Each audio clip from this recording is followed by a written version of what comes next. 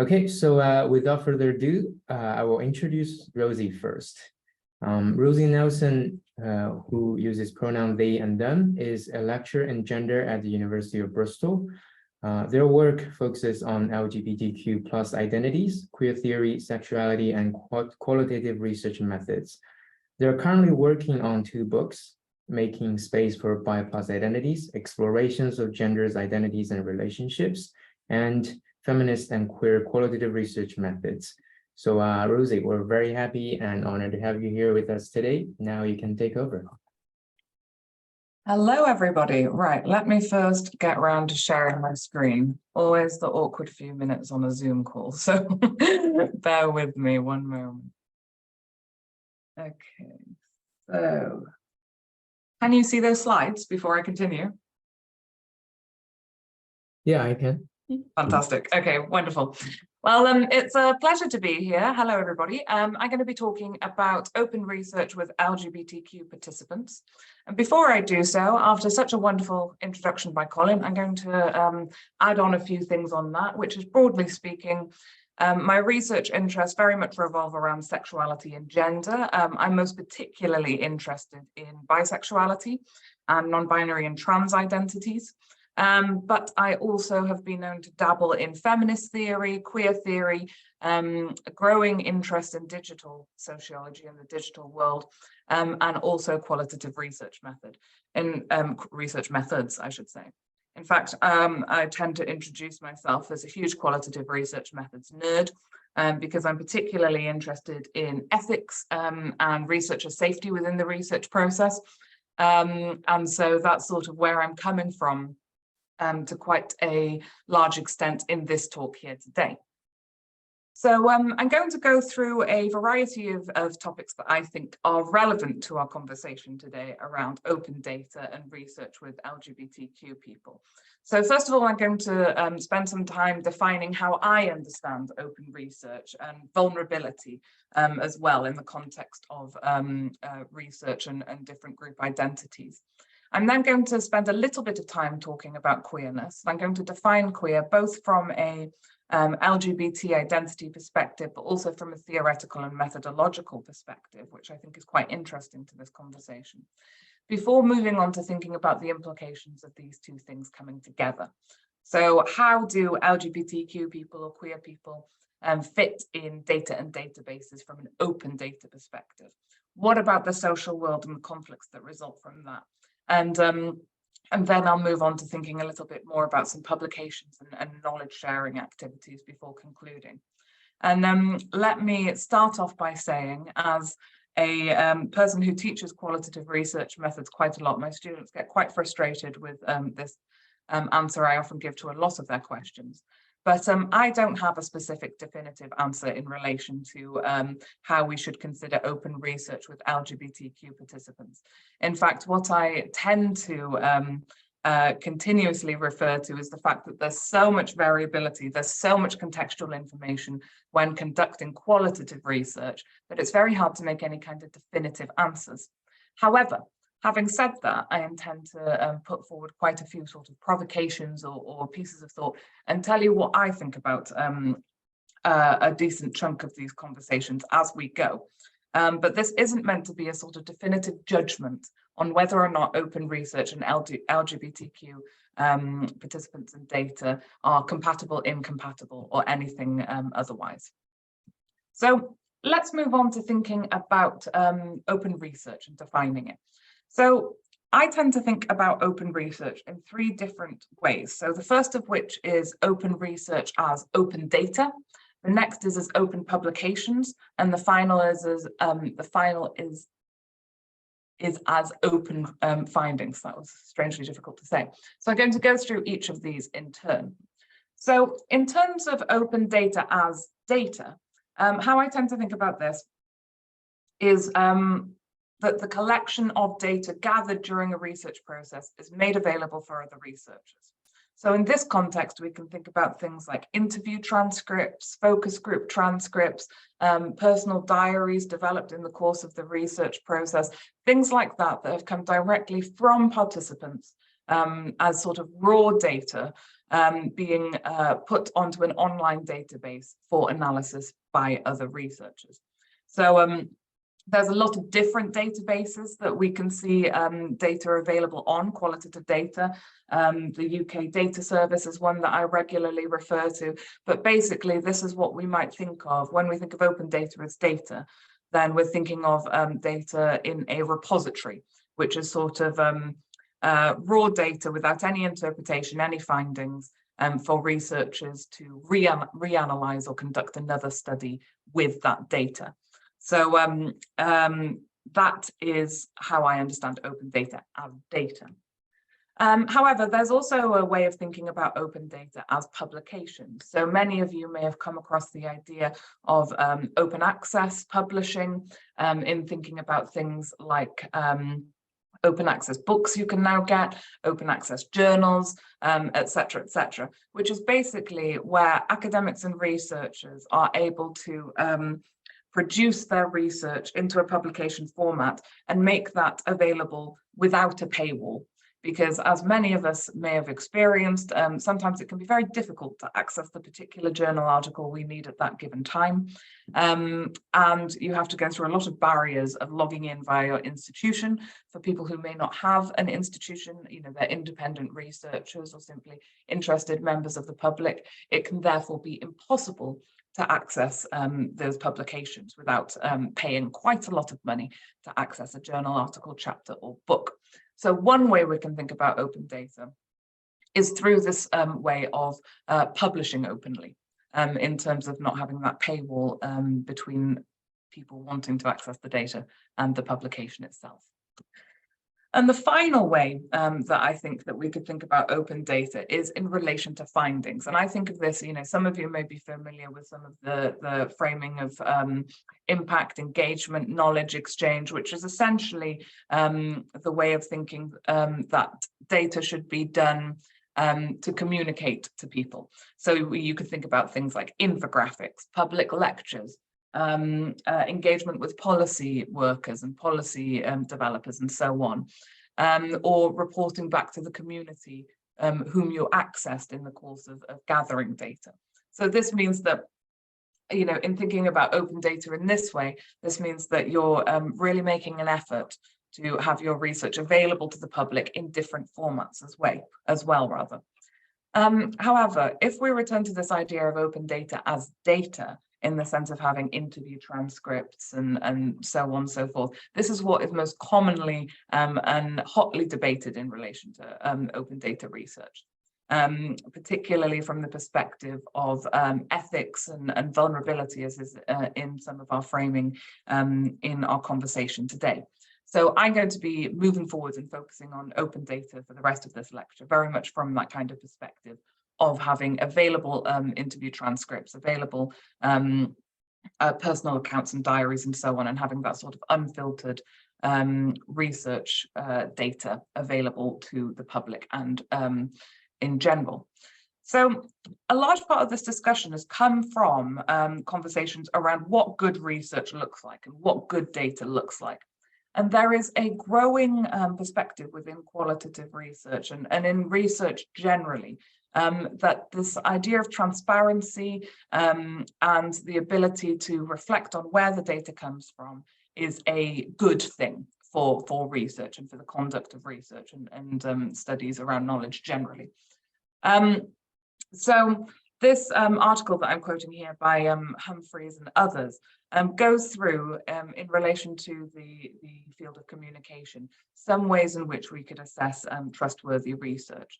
And this is generally reflected in relation to validity and credibility. So by that, then Humphreys and et al. Are talking about the fact that the research should actually you know, gather what the research is intending to, that it sort of makes sense in relation to the population in question and under study. Transparency, so knowing how the researchers conducted their methods. Ethics, so it was conducted ethically with appropriate informed consent and so on and so forth in the context of qualitative research.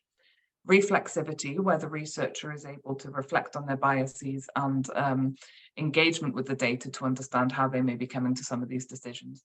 And collaboration also as a potential good, in trustworthy research. So that can be collaboration amongst teams or with the participants in the research or with the community that the research is speaking to. Humphrey says that in relation to open research and good research, that, this is a quote, we should approach openness as an ongoing process and practice within research, not a blanket checklist of to-dos, since openness may look different depending on methodological and epistemological approaches. And I think that this kind of idea of not uncritically accepting open data is quite central to the rest of the conversation that I'm going to be having today, in the sense that just because we upload transcripts or we enable people to access our raw data does not mean that this is an ethical and good and trustworthy conduct of research, because that's sort of approaching it as more of a to-do as opposed to more holistically engaging with the merits of open research in relation to our participants and field of study.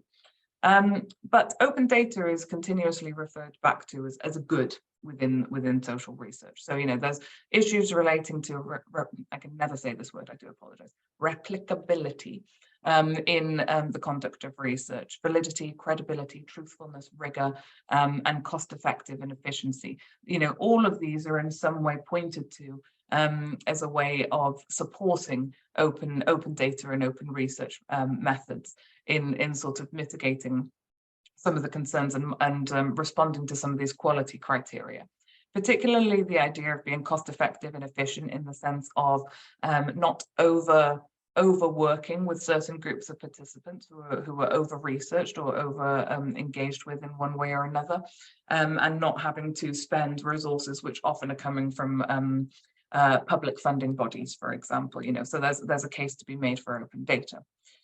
So that's a real whistle-stop tour of open data and some definitions and some context around it. And I also wanted to spend a brief moment thinking about vulnerability, because this series of talks is thinking about vulnerable populations in relation to open data. And I think that there's some question there that we should reflect on as academics, in the sense of as researchers, as academics, as whoever we are in this research process, do we have a presumed ability to judge whether a group is vulnerable or not? And does that sort of put a lot of onus on the researcher to make these kind of judgments, or power on the behalf of the researcher to make these kind of judgments? Equally, my understanding LGBT populations as a sensitive or vulnerable population reaffirm the kind of otherness of this group, which is typically seen in a lot of social discourse. You know, as I'm sure as attendees of this talk, you'll all be quite familiar with the fact that there is a lot of discrimination amongst LGBT or towards LGBT groups. So does depicting this group as vulnerable in some way reiterate that otherness, or sort of honestly reflect and appropriately understand social reactions to LGBT identities, particularly for trans and non-binary identities, who do experience a lot of social pressure and strain? So no particular answer here, but I do think it's worth taking into consideration this idea of vulnerability and the fact that I, as an academic, am making a judgment here on a vulnerable group or not. So to conclude in this idea of open research and vulnerability, then broadly speaking, we can think of open data as typically depicted as a way of enabling effective, appropriate, trustworthy data, of streamlining some research processes from cost efficiency and resourcing approaches, but ultimately of being something good. And we can think about some of the contradictions between sort of an LGBTQ and queer ethic as a researcher, which I'm going to go into in a moment, and the idea of positioning LGBTQ groups as vulnerable. So next, I'd like to briefly talk about what is queer and some definitions around that. So in approaching queerness, then there's two sort of specific ways that I'm going to define it for the purpose of this talk. So the first of which is just thinking about queer identities. So this is LGBTQ identities. So if you're unfamiliar with the acronym, then that refers to lesbian, gay, bisexual, trans, and queer or questioning, and everyone else individual. So it's a collective identity revolving around minoritized sexualities and genders. But we can also think about queer in relation to the lineage of queer-specific scholarship and activism. So this is tying in with ideas around queer theory. And we could go into queer theory quite extensively, which, don't worry, I'll give a very brief explainer of in a moment, but also think about its importance in methods, which is our primary concern here. And I will warn you that, this is a very philosophical body of thought if you haven't engaged with it previously. It can be quite mind-bending and complex, and it takes a while to get to grips. So here it is in 20 seconds or less. So queer theory as a body of theory is pretty deconstructionist in its intent. It attempts to unpick and tease apart different identities to demonstrate that there's sort of nothing underneath it, that there's no essential reality for these identities that we use. They're constructions that are helpful for us in the social world, but they don't mean anything on sort of biological or otherwise basis. Queer theory can be quite a radical school of thought in the sense that it doesn't intend to assimilate into existing modes of organizing or existing institutions, but rather overthrow them and start something new in some ways. It's quite subversive. But for our purposes, it's important to think about it from a methodological perspective. So queer methodologies are very interested in the intersubjective nature of qualitative research and the way in which these sort of conversations can be developed between people in a research space. I can go more into that if you like during the questions. But for now, then I will conclude with the fact that defining queer, it's quite endless and limitless in relation to identities, sexual and gender-based identities. And it's important to understand that, for the context of this talk in open data, that queer identities have historically and presently experienced discrimination, oppression, alienation, obfuscation in social and academic spaces. And again, if you'd like to hear more about academic spaces and queerphobia, then I can answer that in the questions. But also from a theoretical and methodological level, queerness is a particular positionality that can have particular choices in relation to the way in which we conduct methods and research. So now we've made it through the definitions and some broad conceptual tools to the kind of meat of conversation here. So I want to think about open LGBTQ data. Again, as I said, in relation to the way in which we might think of data as interview transcripts or personal data that's being gathered and stored on a data repository service for other researchers to access and think through. And ultimately, I think that there are significant concerns in putting this kind of open data available. And to be clear, I should say, this data is usually already anonymized. So you know, it's very uncommon to find unanonymized data on data repositories, particularly if you are working in qualitative research. Whilst names, locations, and so on might be removed from that available data, then it is still potentially dangerous in terms of being able to read an entire uninterrupted account from an individual and potentially use some clues to recognize them. Anonymity can only go so far, and there is a risk. Given that LGBTQ people occupy a space which is often one that experiences discrimination, and that there is a risk for LGBTQ people to be targeted on the basis of their sexual identities and genders, which, this isn't a mythology. There are lots of incidences of LGBTQ people experiencing direct violent or not violent discrimination on the basis of their identities. As a result, this is sensitive data that we're putting into the public space, right? Whether it is anonymized or not, a whole uninterrupted account can be a lot harder, can be a lot easier to figure out where someone might be or where they might be part of compared to fragments that you might find in publications, for example. There's also an intellectual risk here, which is the risk of misinterpretation of the data depending on author or researcher biases. So, for example, as you may or may not be aware, there is a huge debate, shall we say, are going on at present between those who are trans positive and those who are very critical of trans identities.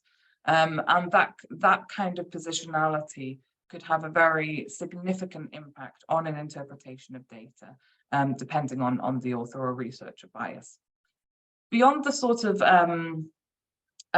real issues of potentially negative interpretation, which has its own political implications in terms of the kind of ways in which we frame articles, and the potential everyday issue of the data being unanonymized in one way or another.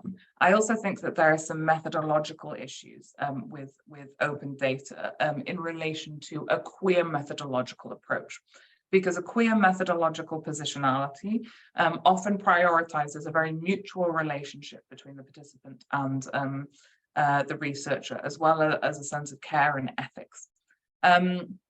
And queer qualitative data, and also many interpretations of qualitative data generally, is often understood as developing from the conversation between a situated researcher and a situated participant, meaning that reinterpretation can be somewhat difficult because you're kind of missing a lot of context in terms of the tone of voice, the emotional responses during conversation, etc., etc.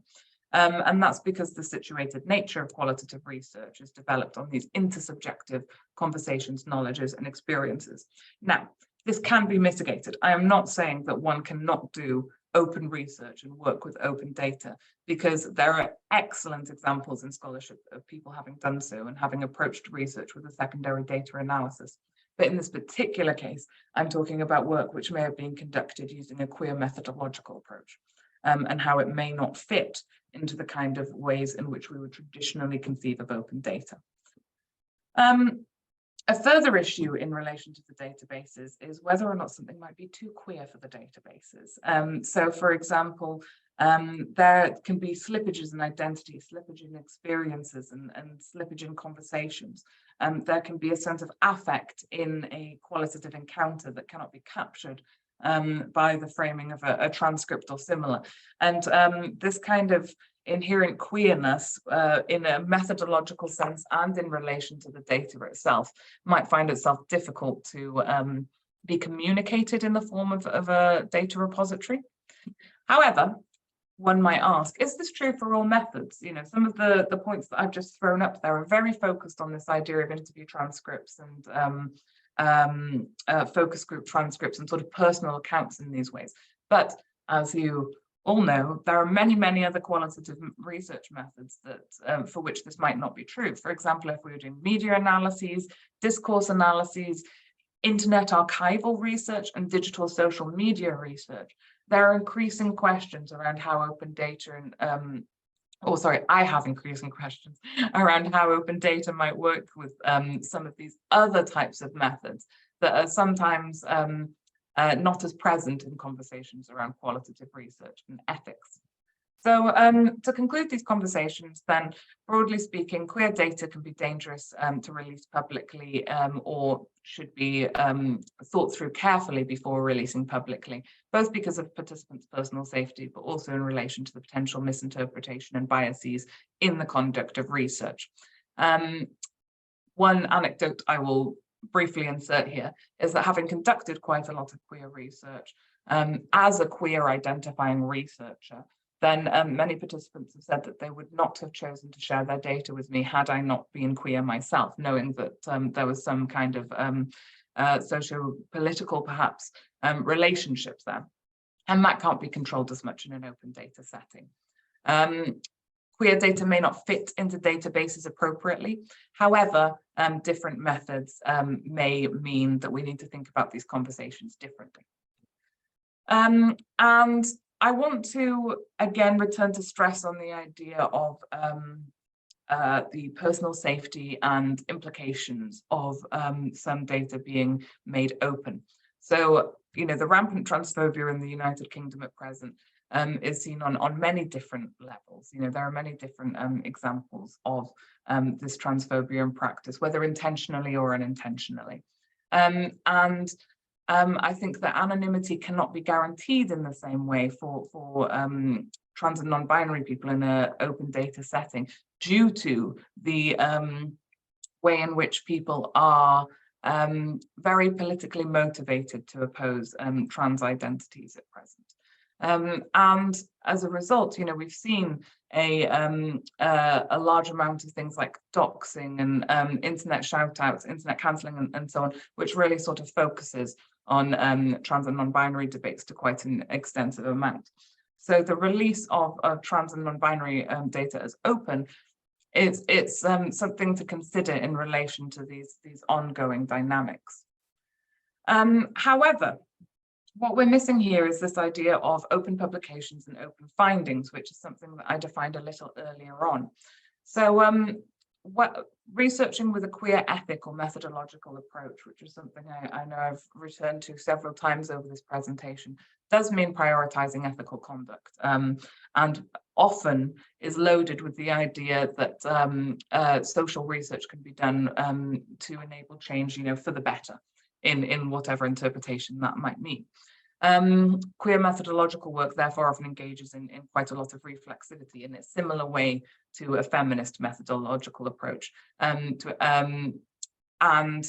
a queer methodological approach is sort of imbued with some understanding of the continued challenges that LGBTQ people experience, and an awareness and presence of intersectionality. So in relation to openness in terms of publications and findings, we can think of different ways that we could bring in some sort of benefit towards open research and open data that's in keeping with a queer methodological intent, alongside with a strong ethical perspective on that participant safety. And one of these is through collaboration, co-produced research, working with lots of organizations and communities to do research that speaks to people and is open in this sense. And avoiding the ivory tower mentality, which I would say is not something that I see so commonly in sexuality studies as much, but working with people. And I know that these are often used as buzzwords in a lot of academic conversations, but I genuinely do believe in the power of impact, knowledge exchange, and engagement in relation to research findings and conversations.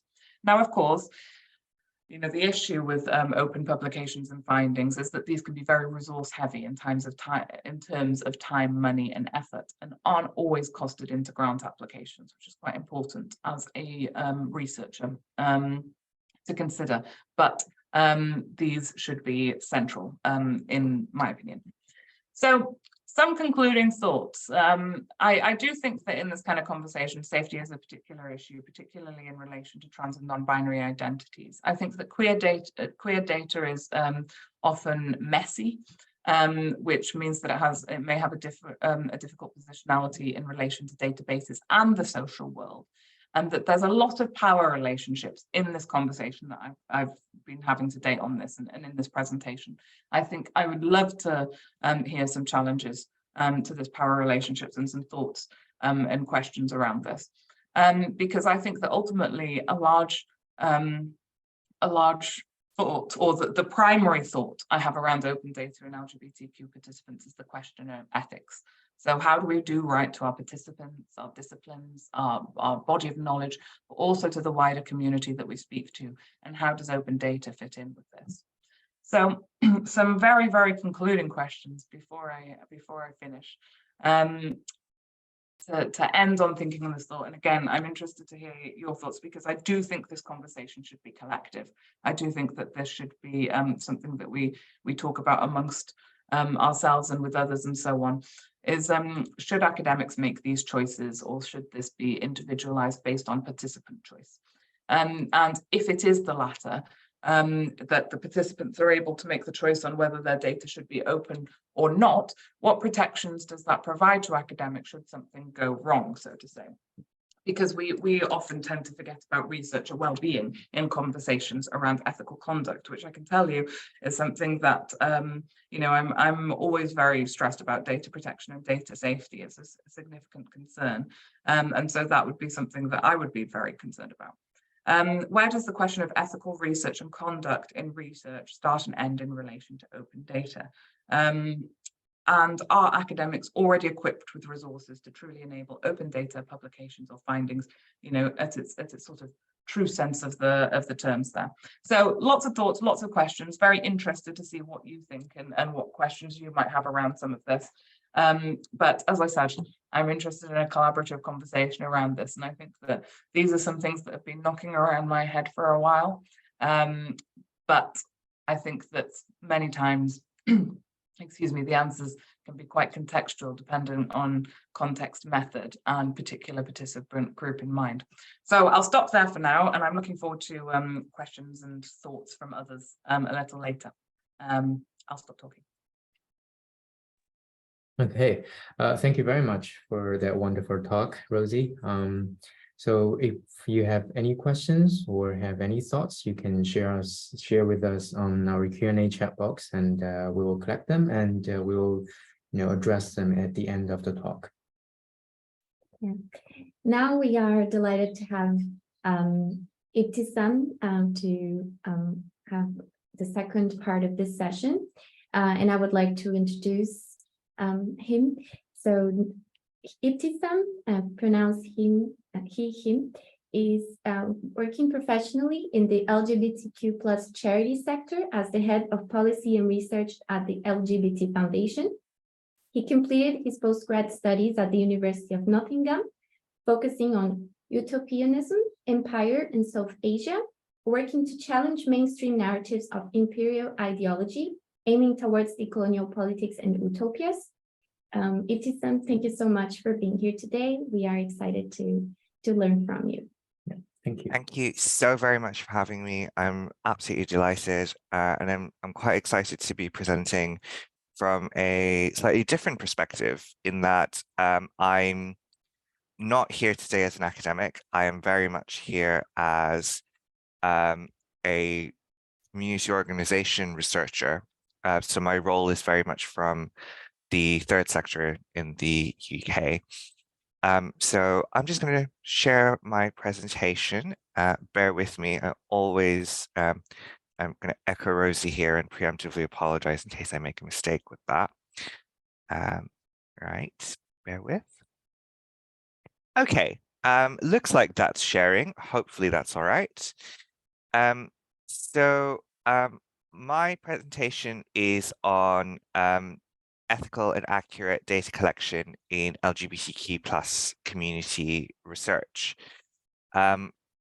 So my presentation will be kind of going through the ways in which we as an organization approach data collection and also the creation of research based on that, and how we approach that from a perspective that centers LGBTQ plus community voices. Just a brief introduction to my organization and my role in it before I go into the rest of the presentation. We are a community-led and community-oriented charity, national charity in England. We were founded in the 1970s in Greater Manchester. The initial focus of our charity when we first started off was providing healthcare support and guidance, particularly at the beginnings of the HIV/AIDS pandemic. And a lot of our continued focus since then has been on service provision and empowerment of LGBTQ plus identities based on the community voices who lead into our work. We have obviously grown a lot since then, and where we stand now is a national charity working on various levels of work around health and well-being as a priority. But what that also means is we feed into national policy work, we feed into interventions that are more sector-wide rather than just on our own. So we've grown into quite a large organization. And in terms of our service user engagement, we are the largest charity of our kind in terms of numbers of people who engage with our services directly. The policy and research team, which I lead on, primarily focuses on strengthening our evidence base. We firmly believe that every element of work that we do as an organization needs to be backed up by facts and needs to be backed up by a clear representation of need. And that's what my team primarily focuses on. And our work is created through principles of co-production, which is something I will be picking up on later in the presentation. A little bit of personal info about myself. I identify as queer. I'm brown, I'm disabled, and I'm a migrant from Bangladesh. All of these aspects of my life interact with how I approach LGBTQ plus community work, especially coming from a post-colonial country where it's still currently illegal to be in a homosexual relationship due to legacies of empire. So I have a very complex relationship with the legality of homosexuality and kind of what that means as a South Asian migrant living and working in the UK. So today's session, I'll be touching on the following aspects. As I said, my focus is very much as a community researcher, not as an academic. So I'll be touching on what it means to capture lived experience, what it means for co-production of resources, collecting the right information and the right data, and a bit of context of LGBTQ plus challenges. And at the end, I'll provide a list of resources that you're very welcome to look at. So from our perspective, we firmly believe that LGBTQ plus research works best when you understand the specific and unique experience of communities. We say communities rather than LGBTQ plus community because we believe that there are so many different experiences and ways of being LGBTQ plus that to simply refer to it as a single community is a disservice to the variety of identities within it. So we always say in our work, we work with LGBTQ plus communities. And in this instance, lived experience is an extremely useful concept. It refers to the personal knowledge of circumstances gained through firsthand and direct involvement in daily events. And what this boils down to is that we consider LGBTQ plus community members as experts. They don't need to have any particular academic or technical credentials.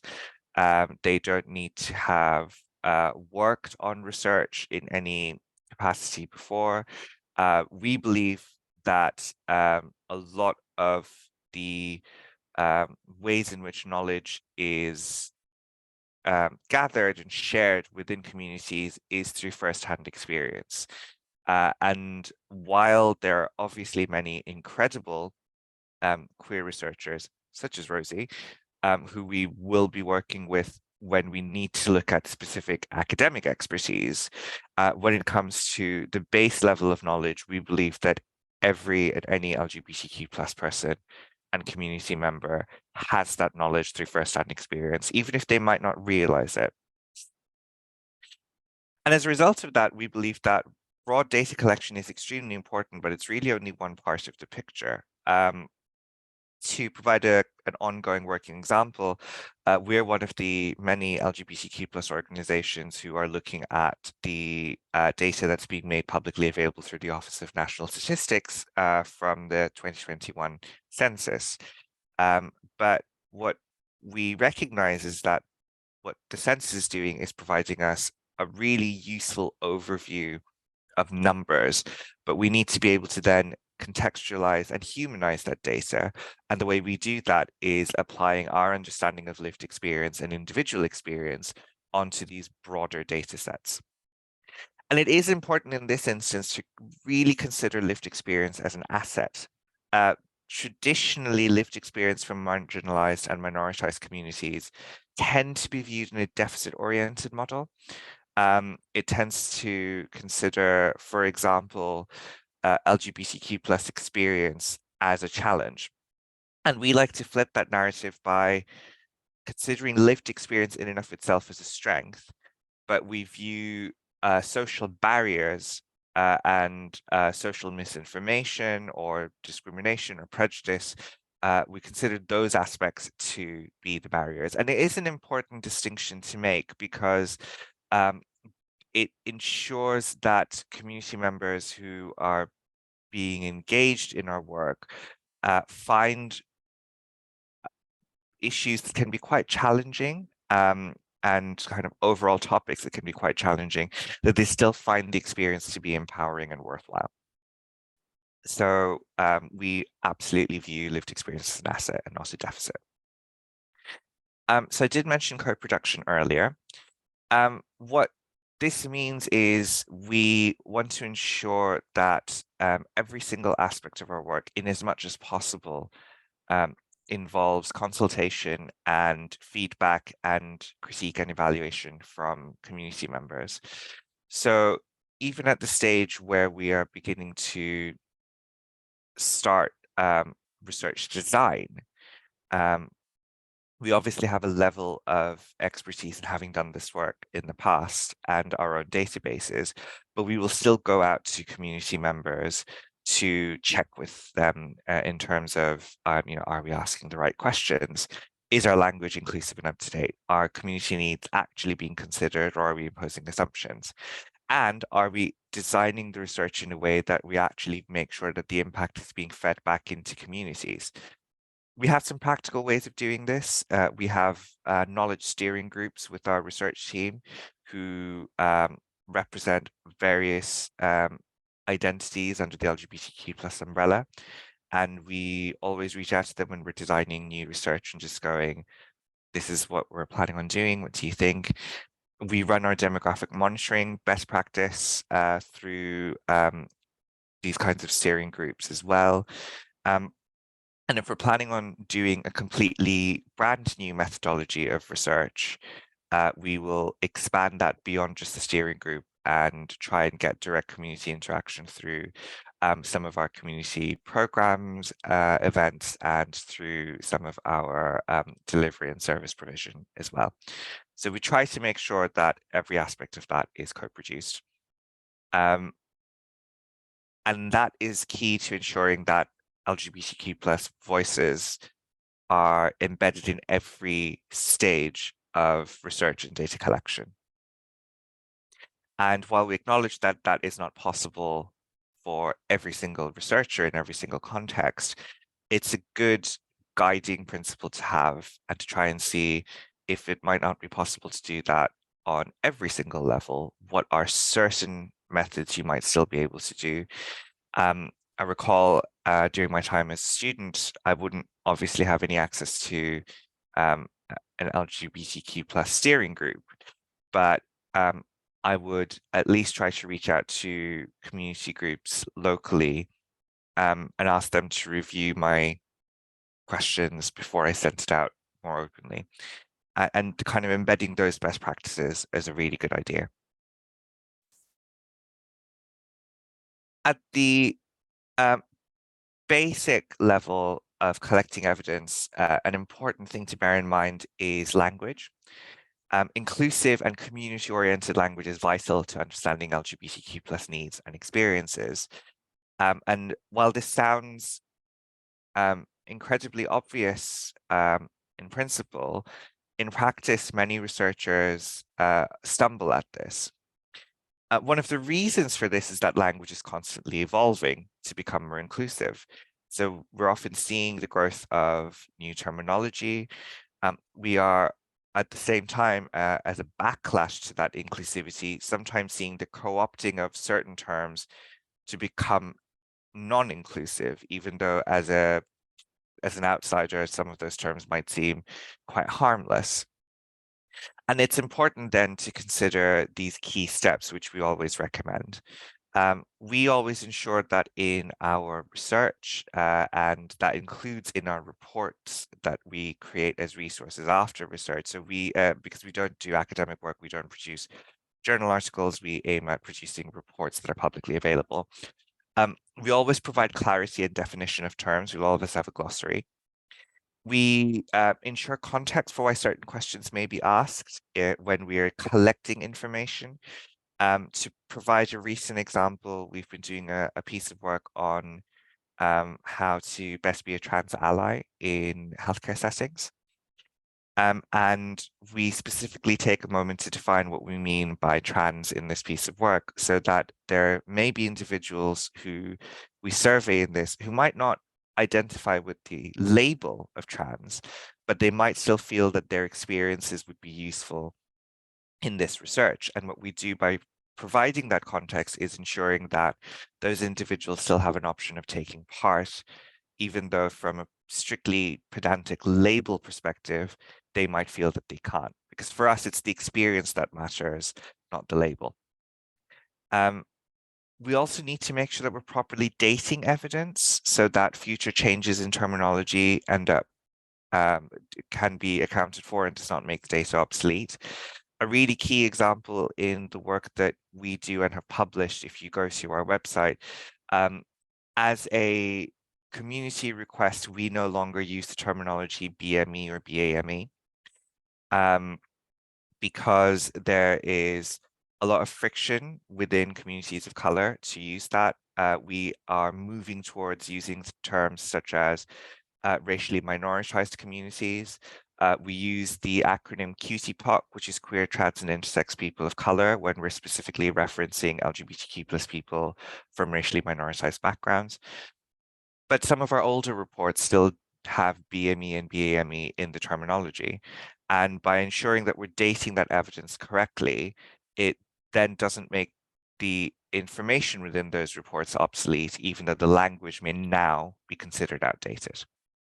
And of course, we need to ensure that we're consulting with communities who are most directly impacted. So it's not just about discussing with LGBTQ plus individuals broadly, it's about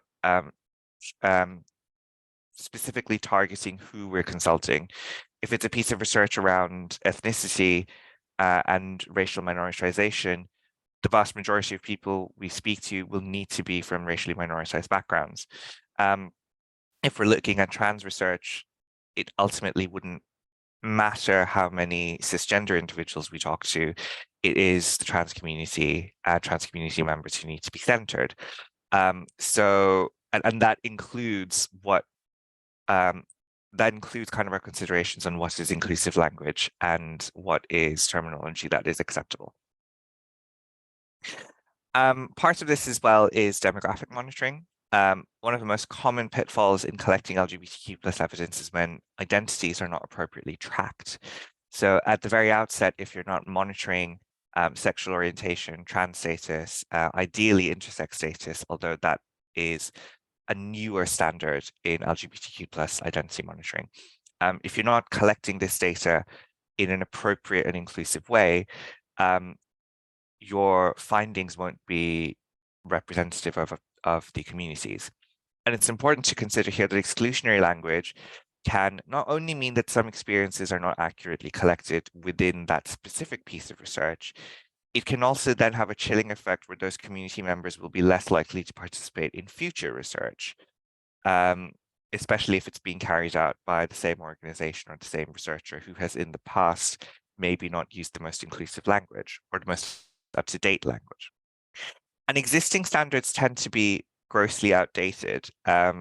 We have often seen questions around one of the most common mistakes that we see is a question of what is your gender? Male, female, transgender. Transgender is the third option. And that doesn't work because transgender is an adjective, it's not a noun. So you can be a trans man and a trans woman the same way you can be a cis man and a cis woman. So separating transgender from male and female is going to be an extremely awful way to collect the data.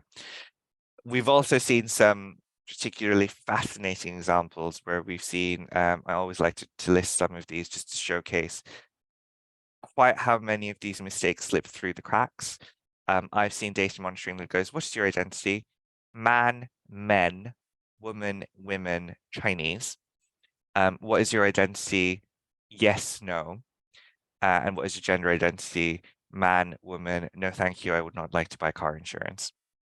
And I provide these as kind of hilarious examples, but it does really drive home the fact that because there isn't a standard, it allows a lot of these, in some cases humorous, in some cases genuinely problematic ways of collecting this data slip through the cracks, because there isn't a way to quite easily check off and just go, actually, that's how it should be worded.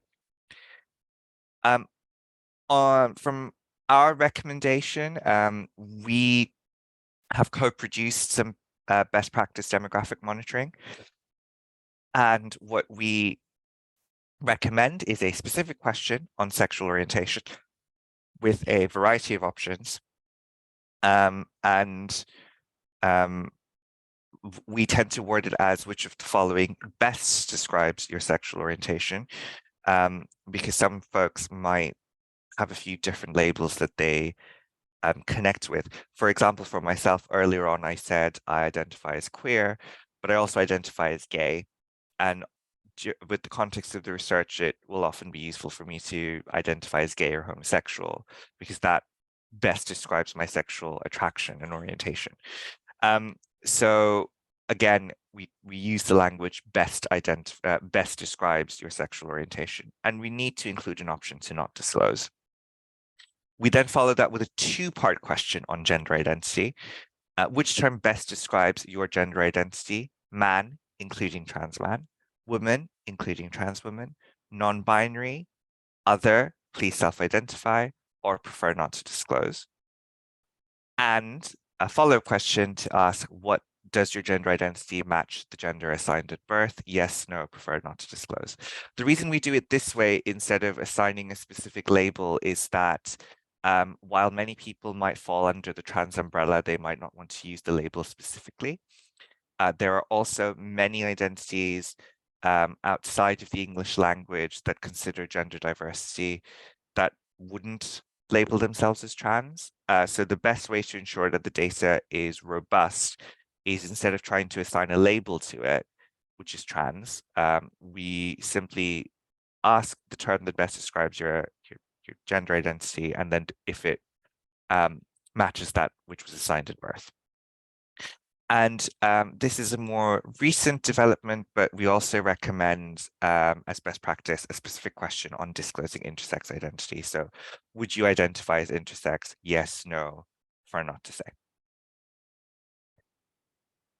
Some of the current challenges to LGBTQ plus evidence and data collection, which is really important to consider because none of this happens in a vacuum. And Rosie very kindly touched on some of these already. There's a lot of discrimination and misinformation about community experiences, which can create extremely harmful assumptions and stereotypes. Badly worded questions, such as some of the demographic monitoring ones I provided examples of, can compound the current climate of fear and will often be seen within that climate of fear, which means that if someone who is in principle actually trans inclusive has a bad monitoring question, that research won't necessarily be given the benefit of the doubt. It will be seen in the context of trans exclusion that is currently happening. So you'll be much less likely to receive responses. There's also the chilling effect of existing bad research and assumptions. So if new research goes out, people might be less likely to take part because of prior bad experiences. And communities tend to be over-surveyed without the impact of research then being fed back. This is something that charitable organizations struggle with slightly less, because the outcome of our research always tends to be report-based or policy recommendation-based. But we know from academic researchers this is often an issue, because when the research then goes into a journal article that is often behind a paywall, participants will wonder what they're getting out of it, and if there's actually any benefit to sharing experiences that can be quite intimate, personal, potentially even traumatic if you're talking about discrimination. So we always highlight inclusivity as the key solution as kind of the base solution and the first step to a lot of this. As I said, we recommend thoroughly that you listen to communities rather than imposing assumptions. you co-produce as many aspects of research as possible. And in cases where you can't do that, explain why. Ethically remunerate and safeguard participants. So it isn't just a case of providing a £10 voucher to Amazon in exchange for talking to someone about very, very personal, intimate details. It's ensuring that the budget focuses on ethical remuneration. And likewise, that participants are provided as much safeguarding information as possible. So listing resources from the very outset, potentially even including support resources in your promotional material, because for some people, even seeing research that research is being carried out can create a necessity to reach out for support. So ensuring that you're signposting as clearly and as often as possible. Properly contextualize research and terminology to make sure that all of the work that you're doing is understood within the context of its time, but also understood within the context of the work you're doing. And champion inclusivity as the basic standard. We often encourage academics who work with us to consider speaking to other colleagues and students and the university's ethics standards to talk about whether the demographic monitoring is up to date. And we do recommend using the best practice that we've co-produced, but it's not necessarily the only way of doing it, but we do encourage that there are ways that these issues are taken into consideration. Very briefly, I'm just sharing a few resources on this screen. So the co-produced guide and information on sexual orientation and trans status monitoring that we've created can be found on our website at lgbt.foundation/monitoring. If you would like to take a look at our general publications database for many different examples of community-based research, all of which are dated, you can also find that on our website under our publications tab. And just a recent rich basis of data is just if you look at the sexual orientation and gender identity in England and Wales page for the census on the ONS website, that's a really good database of broad research. So I'll end my presentation here, and I'm really looking forward to having a conversation and answering some questions.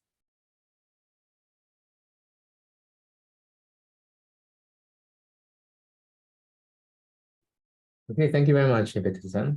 It's a really great talk. We have learned a lot. And also we have some questions, some very interesting ones. But the first one is, I think it's based on your, on some details on your presentation. So it's, could you please repeat the acronym that you suggest instead of BAME? Sure, I can. I'll type that out as well.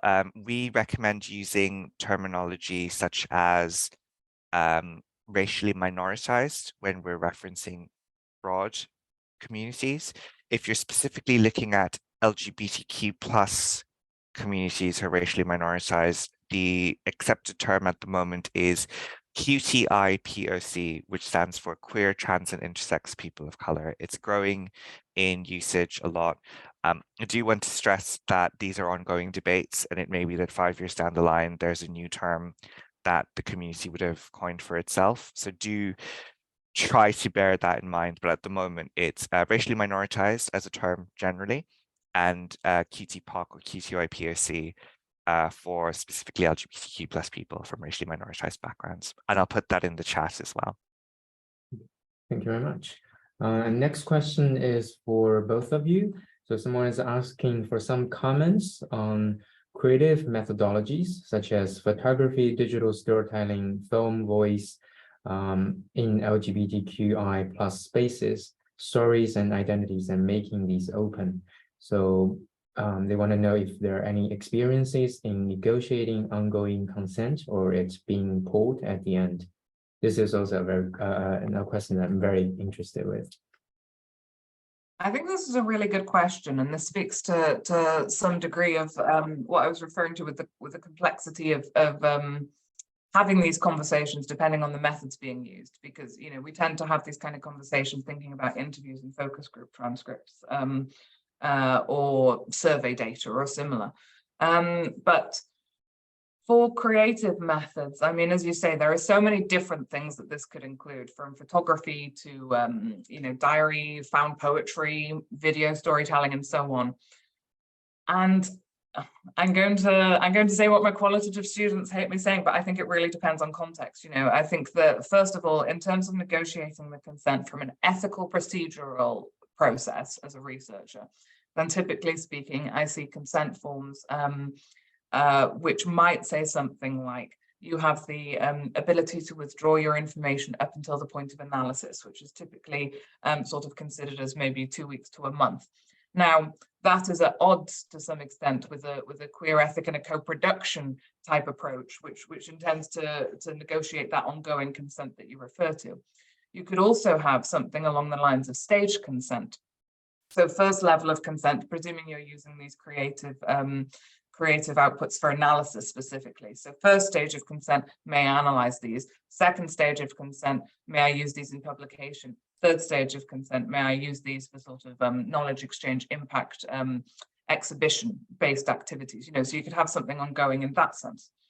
It may also be that you think about mitigating these methods to some extent, in the sense of anonymizing it.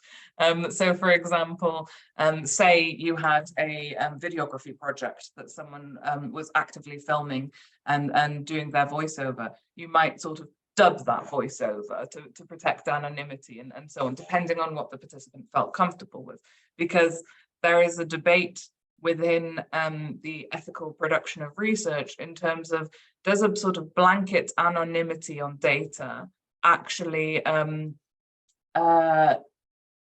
disempower participants to some extent from being able to claim that kind of data and those kind of thoughts and those experiences in the data? Is it sort of over paternalistic and overprotective to anonymized data? Anyway, I'm going off on a tangent. But I think that is a very complex issue that would probably be very informed by what kind of research you were conducting using the creative methods. To what extent is this research, as Ibtisam was referring to, is it focused on sort of trauma and lived experience and kind of pain, which is going to have a whole different level of ethical standard in negotiating the open access of these creative methods? Or is it something a little bit more, a little less emotionally impactful for the participants to share? So, for example, their responses to a television show or their feelings about RuPaul's Drag Race, that might have a completely different emotional tone than conversations around everyday experience. Anyway, I've gone on. Please, Ibtisam, jump in.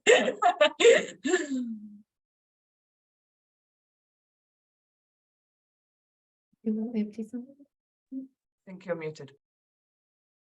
Every time. If there's one time I can get away without doing that, it would be a miracle.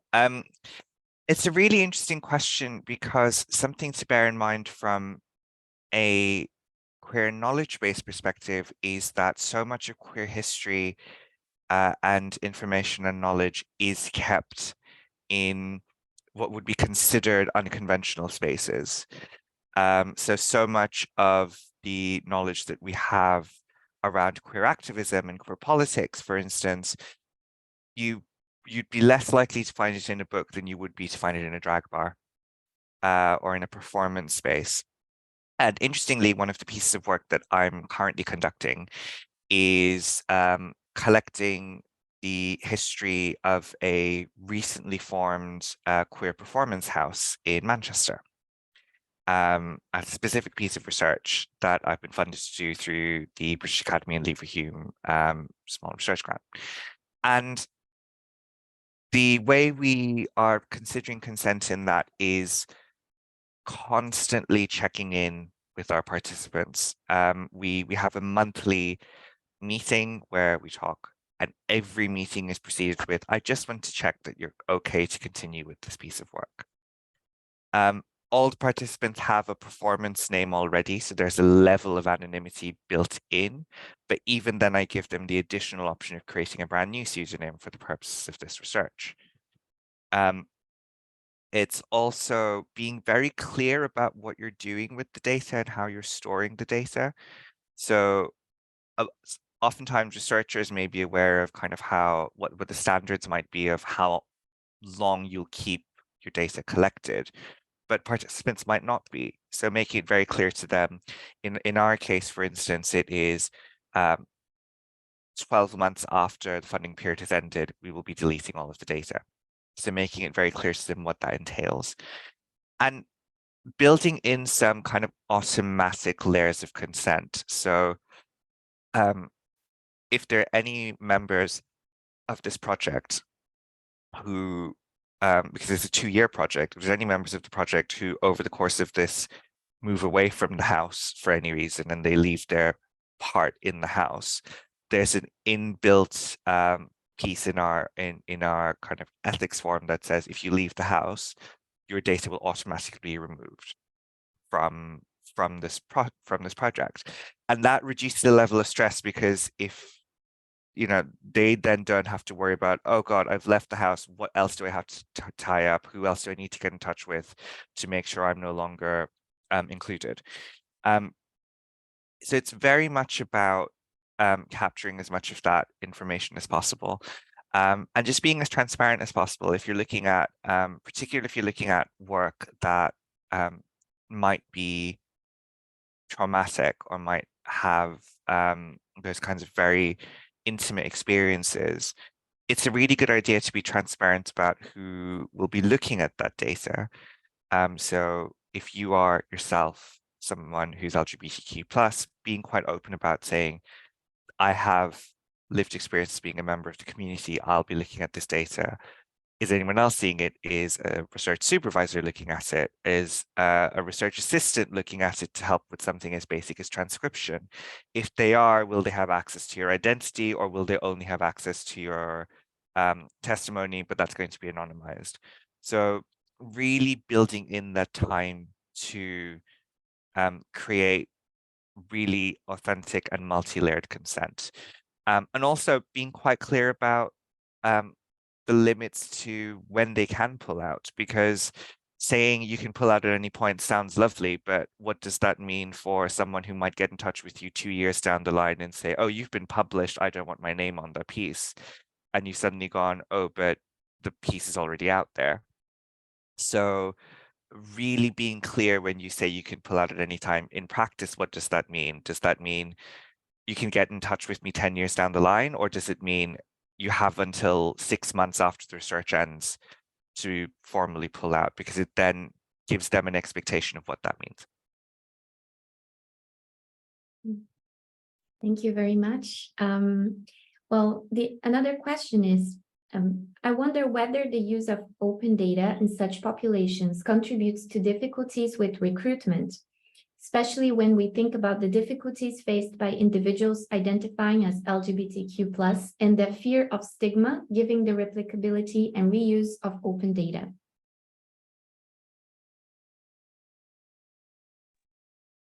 I think that is a thoughtful question, and I of course we would have no data on whether or not this impacted people's choice, but or at least I don't have any data. I'm not aware of any data, but I would think that that would have an impact. And in fact, there is an issue, generally speaking, with when working with any group that we might consider to be a minoritized group, and on any basis in relation to identity, then generally engaging in research process, engaging with institutions and so on, can be already fraught or problematic choice for that individual who may have been let down by similar institutions previously. So there can be a lot that goes into some of these decisions for participants to participate in this degree of research, which is why very often in particular research areas, you can find that the kind of respondents who respond to research are of a certain demographic or a certain type or a certain level of privilege, most often, which can influence again, other people's choices to participate. So I think what Ibtisam talked about in terms of sometimes being upfront about who's going to see the data and their respective identities and their lived experience can mitigate some of these issues and make participants feel comfortable to participate if they would want to, if they were interested in that. But I think, as you say, that open data could be a further complexity in recruiting participants from what we tend to call as hidden populations, but more so might be considered participants who do not want to participate in research in some way or another, or have not been historically reached out to be included in research. Yeah.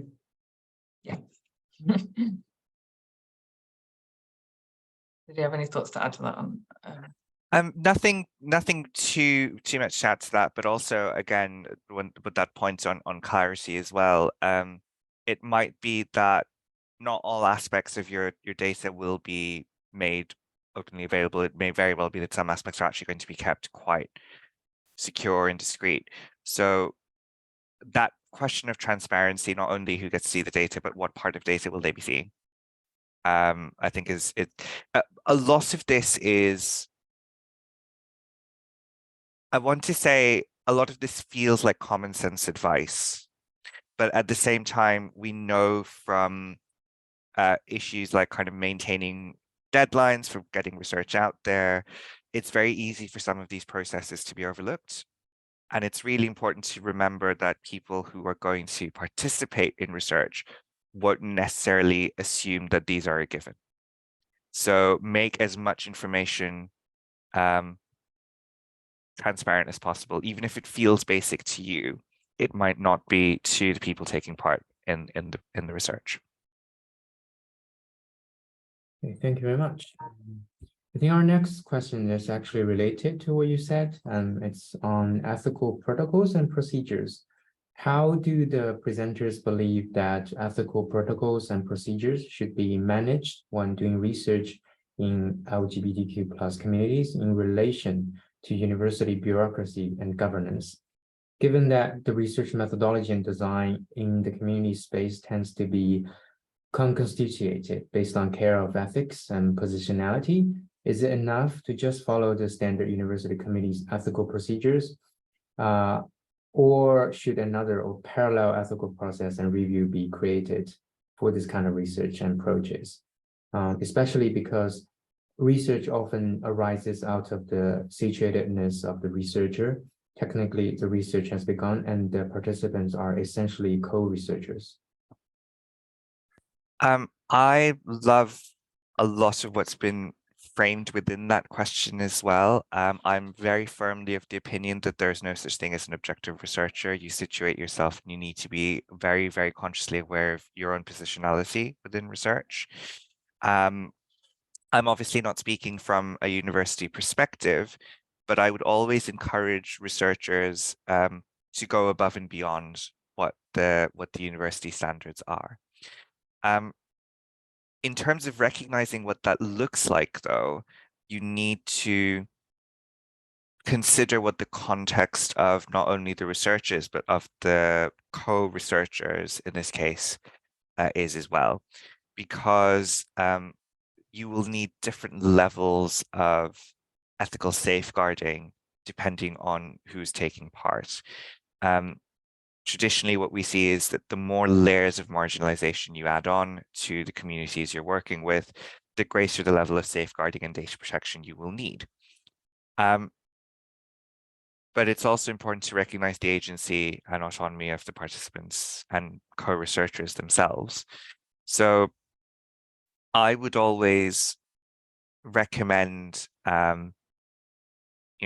trying to have an open and honest conversation even before you get the ethical sign-off. So kind of saying, reaching out to community groups, reaching out to community members and saying, I'm planning on doing this research. I'm waiting to get ethical sign-off from the university, but I'm just wondering what are reassurances you would need that would make you comfortable to take part in this research. And obviously don't say that as I will give you everything you need, because you need to be mindful of what you can promise. But that's also often a good starting point. That's what we mentioned when we're trialing new research methodology. So with LGBT Foundation, if we're doing kind of work that we've been doing for the past 5 or 10 years, we'll still go back to our steering group to just get a final sign off, but we've kind of perfected those methodologies already. But when we're trialing a new methodology, we really go to the proposed participants from the very beginning and go, this is what we're thinking. What do you think? What would make it a bit more comfortable for you? The only thing I would say with that is make sure you consider that in your research timeframe. Because the more ethically you approach those questions of safeguarding and co-production, which is fantastic, the less time you might have for the actual data collection. Because I'm conscious of the way academic terms work, and you might have a certain number of months to complete a piece of work in. So be very honest with yourself as well. Does that work? If it doesn't work, do you need to reconsider how you do your research? So it's just being very mindful of all of these various moving parts and kind of seeing what you have control over, and anything you don't have control over, being honest about it and being transparent about that. Yeah, I agree with what Ibtisam just said, and to echo, I think that the ethics procedures and ethics complexities at a university should be taken as a starting point, particularly when working on either sensitive subjects or with populations who may have experienced trauma to some extent, on the issues that you may be studying, or discrimination, or so on. And there's kind of two ways of thinking about this that are often framed in the sort of qualitative literature around ethics, which is thinking about ethics as procedural. So thinking of it almost as a tick box activity of like consent form, done, information sheet, sorted, versus thinking about ethics as a more holistic or integral part of the research process. So, that's where we might reflect on things like researcher bias, as some of the questioner have mentioned, which I firmly agree with, is that no researcher comes to their work unbiased or we're not outside of the social world in any way. And so reflexivity, informed consent, ongoing conversations about how to impress things and make things better in the research process. But to some extent, I think that many researchers are hampered by a lack of resources or a lack of, conventional framing of ethics in these ways. So for example, there may be studies that would have really benefited from having a trauma consultant as part of the research team to speak to participants following an interview and check in with them. Some kind of counsellor for researchers to attend, so that they could reflect on the impact that the research is having on them. And these kind of things aren't as conventionally seen in at least my field of research, which I think could really, transform the process of ethics from that tick box sort of activity that shows that you've sort of thought about some ideas to something that actually integrates ethics on a much more fundamental and foundational level within the research process, that you're actually doing research that isn't just for academic knowledge, it isn't just to write a paper, but rather it's actively sort of trying to meaningfully engage with the community and meaningfully transmit knowledge. Now, and a final word that I'll say on that is that I think that these kind of approaches to ethics, which are perhaps more holistic in nature, and move away from that procedural process, can be much more challenging to complete in a course of a degree, for example. So master's students, PhD researchers, or undergraduate dissertations as well are going to have a lot more challenges in trying to do something like that because of a lack of resources and a lack of institutional convention around some of these things. And researchers might still also, sort of professional researchers later in their careers might also still be challenged by this due to a fact that it would be seen as, I would imagine that it would be seen as a quirk for funders to sort of provide that level of ethical support, because obviously it takes finance and resources. But yes, I shall sum up that. I do want to very briefly add as well, and I love the recommendation to kind of, as much as possible, include specialist safeguarding as part of the aftercare and the process, but a very manageable alternative for those who might not have access to funding and resources is check with local community groups and ask them explicitly if it's all right for them to be signposted. So in addition to the larger groups, so obviously spaces like LGBT Foundation's Helpline, Gallup, Samaritans, Mind, they're always very, and we are always very, very happy to be signposted in research anyway. But if you happen to have access to a local group that might be able to provide a slightly more personal touch to this, if, for example, you are looking at QTPOC research and there happens to be a local group of LGBTQ plus people of color, reach out to them and go, I'm planning on doing this research. May I signpost you as a space people can reach out to decompress? And again, be very clear what those groups are offering. Some groups might have specialist offers on, oh, we can provide space for people to decompress with kind of about very heavy topics. Other cases it might be, I'm just providing as a signpost. They're not medical specialists, but they are a nice group of people to go to get some community support. So just being as, again, be as transparent as you can be seems to be what we keep coming back to. Thank you very much. I think we have time for one more question, possibly. So this question is, I would like to inquire about the queer data mentioned by the first speaker. They emphasize that queer data are sensitive and contextualized, and there is risk for misinterpreting data when taken out of context due to power imbalances and other factors. This certainly makes sense. However, doesn't this also apply to other marginalized groups? Is it a fundamental aspect of qualitative research that data needs to be contextualized and viewed in conjunction with the researcher's positionality? Therefore, can we conclude that the concept of open data may not be suitable for the majority of qualitative studies, as they typically focus on sensitive topics and marginalized groups? An interesting question, which is fraught with debate. Of course, you are tapping into something there that is a sort of thread within qualitative research, particularly qualitative critical epistemology. So, for example, feminist and queer perspectives within the process of conducting qualitative research, which is, as you say, a stress on intersubjective creation of the data.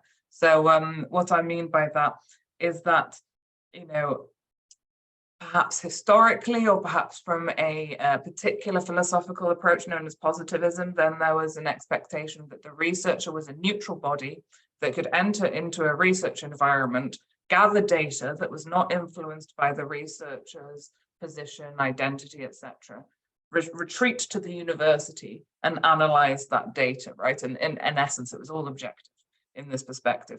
However, more of these critical epistemological positions, so, you know, queer, feminist, but other positionalities as well, increasingly common within qualitative research, have kind of stated that no, researchers do have bias and they do have an influence on the collection of results. The conversations can be different depending on the kind of researcher having that conversation and depending on the kind of way that the researcher runs that conversation. You know, and it can be things sort of as simple as body language. If I was having a terrible day and feeling very closed up and speaking in a low tone, my interview data might be completely different from if I was very overexcited, effervescent, kind and laughing in an appropriate way at the things that the participant was saying. That would be a huge different quality of data.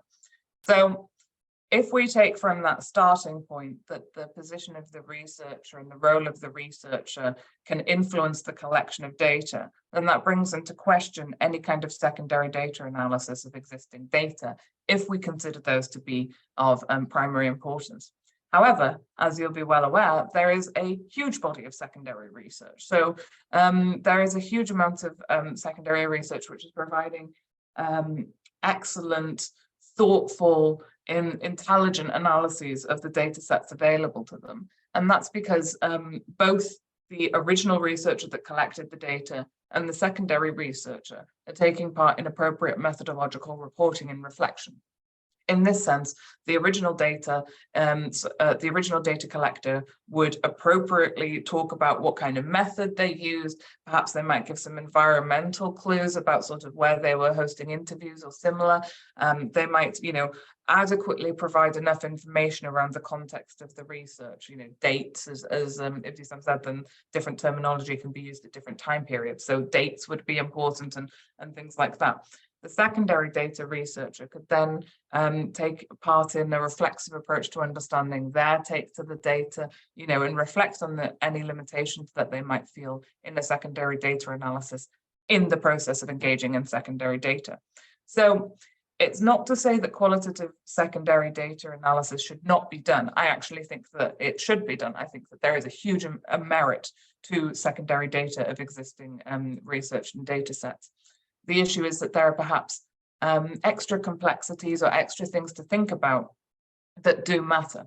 And in the context of queer research, and either queer participants or queer methodologies, there may be a particular relationship between a researcher and a participant based on the fact that both may identify as queer, and that could be part of the central conversation on the effective, and I mean affective, experience of conducting that interview as two sort of people who may have similar experiences and so on. And so there can be things there that might not be captured or understood by people outside of those shared identities, for example. So it's another layer. It's not to say it's never it's impossible. Rather, people do it and do it very well. It's just that it needs to be really thoroughly considered, particularly in the context of queer research and the mutually co-constitutive nature of research findings. I hope that answers your question with both enough nuance, but also still a relatively firmish answer. Do you have any thoughts on that, Ibtisam? No, I think you've covered it fantastically there. And I just want to share to folks who were asking some questions, some very specific questions around resources. I've been typing in a few answers as well in the Q&A because I appreciate we wouldn't have time to take every single one of them. But I just thought I'd mention that as well. So if you've asked a question and we haven't had a chance to get to it, just check the answered tab in the question and answer section. Okay. Yeah, thank you very much for a very insightful Q&A session. And also we want to thank you everybody for the discussion today. We hope that it was really helpful and useful for you in your work and research. And also for us, definitely it was a really, really insightful learning experience. And also we really appreciate Rosie and Ibtisam for the talk and presentation. And Isa is going to share with us a survey, feedback survey. And also we have some more questions that are unanswered. So in the survey, if you want to share about how you would want to want these questions to be answered, or do you want to like other ways to communicate, just feel free to type them in. Yeah. So I would like to ask you all to take the next minutes after the session is over to fill out this feedback form. It's a very short survey on what you liked about the session, how we can improve for next sessions. And of course, it's a space where you can share your reflections. We would really like to see, so please be generous with your words.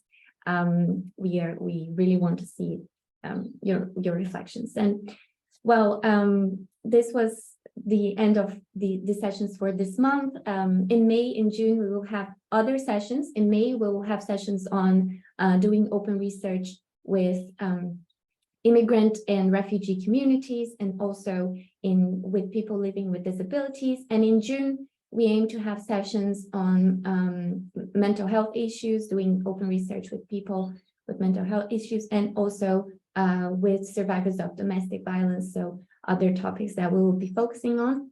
Soon we will send you more information on those in case you would like to attend or share with your networks. Yep. So we want to thank everybody again for being with us today, and we hope we have a lovely day. Yep, thank you very much. Yeah, and like I said, if you feel any need to discuss more of the things we talk about today, feel free to send us an email or send the emails to our speakers. Yeah. Okay. Thanks. Yeah, thank you very much, Ibtisam and Rosie. We're just wrapping up the We'll just, link here, but we'll talk to you both later. yeah.